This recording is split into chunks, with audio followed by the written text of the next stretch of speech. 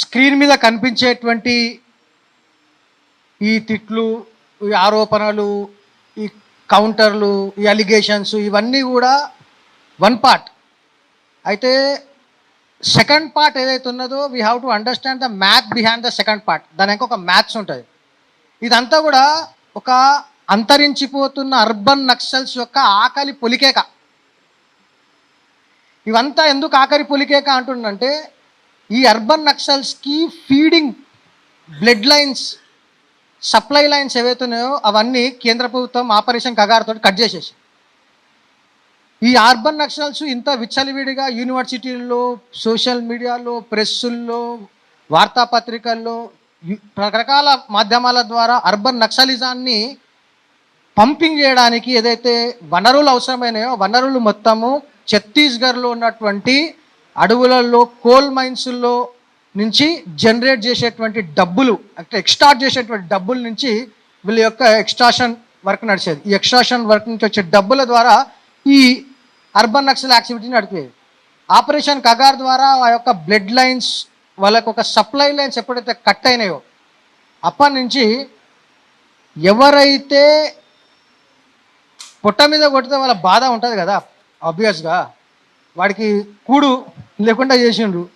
So ఆ బాధను కక్కుకోవడానికి ఆరిపోయే దీపానికి వెలుగు ఎక్కువ అన్నట్టు ఈ అవసరం లేని అసందర్భమైనటువంటి అవసరం లేని విషయాన్ని తీసుకొచ్చి కేవలం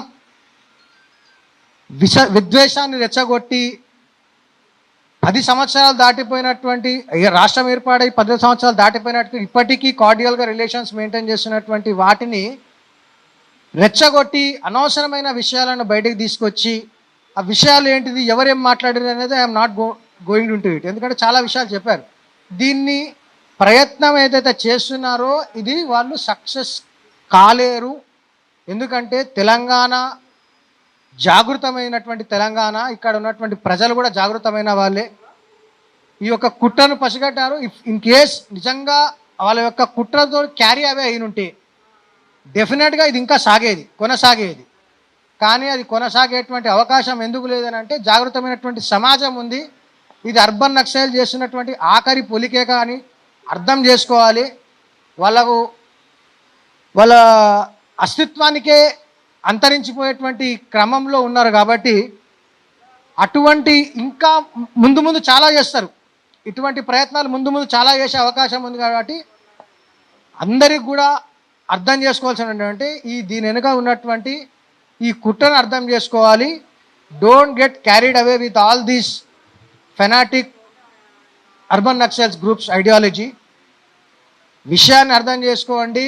ఇది అందరినీ కలుపుకొని పోయేటువంటి అవసరం ఉన్నటువంటి సమయం.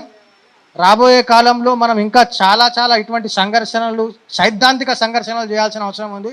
కాబట్టి చిన్న వాటికి మనం క్యారీ అవ్వ కాకుండా ఇంకా ముందు ఇంకా చాలా సైద్ధాంతిక యుద్ధాలు చేయాల్సి ఉన్నది. దాంట్లో ఇంకా ప్రిపేర్ కావాలి. ఇవన్నీ జస్ట్ వామప్ సెషన్స్ మాత్రమే. ముందు చాలా పెద్ద యుద్ధం ఉందని చెప్పి తెలియజేస్తూ నాకు ఈ అవకాశం ఇచ్చినటువంటి తెలంగాణ జర్నలిస్ట్ యూనియన్ వారికి ధన్యవాదాలు తెలియజేస్తూ, భారత్ మాతాకి.